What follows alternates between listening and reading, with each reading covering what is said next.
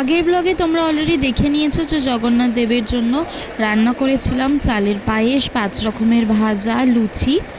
আর এরপর আমি চলে এসেছি একদম সোজা পুজোর ঘরে।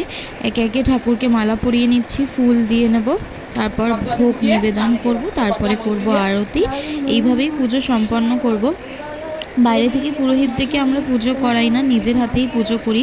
আর আমার মনে হয় সেটাতেই শান্তি লাগে। জগন্নাথ দেবের এই যে তোমরা জামাটা দেখছো, কাপড়টা কিনে আনা হয়েছে বড়বাজার থেকে, আমার মাই চয়েস করে কিনেছে। আর জগন্নাথ দেবের মাথায় একটা পাগড়ি পরানো হয়েছে, সাথে একটা ওই ওড়না মতো দেওয়া হয়েছে, আর যে থাক থাক একটা ওই ঘাগড়ার মতো দেখতে পাচ্ছ, সেটা সবটাই মাই সুন্দর করে বানিয়েছে।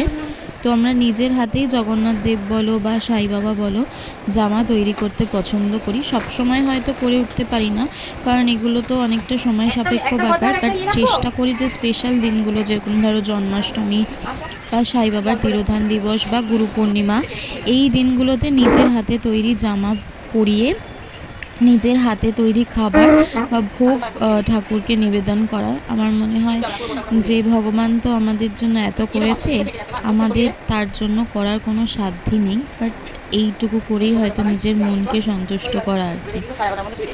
তো চলো চটপট পুজোটা সেরে নিই। তো আমি খুব একটা মন্ত্র তন্ত্র তো জানি, আমার পক্ষে তো জানা সম্ভব নয়। বাট একটা গুরু মন্ত্র আমি প্রেমানন্দ মহারাজজির থেকে শিখেছি, সেটা হচ্ছে কৃষ্ণায় বাসুদেবায় হরে পরমাত্মনে প্রণত ক্লেশনাশায় গোবিন্দায় নমো নমঃ। এই মন্ত্র জপ করে আমি পুজো করছিলাম, এবং আমার মা শিখিয়েছিল যে হে কৃষ্ণ করুণা সিন্ধু দীনবন্ধু জগৎপথে গোপেশ্বর গোপিকাকান্ত রাধাকান্ত নমস্তুতে। তো এই মন্ত্র জপ করেই আজকে আমি পুজো সম্পন্ন করি। তোমাদের পুজো ভালো লেগে থাকলে অবশ্যই লাইক, কমেন্ট, সাবস্ক্রাইব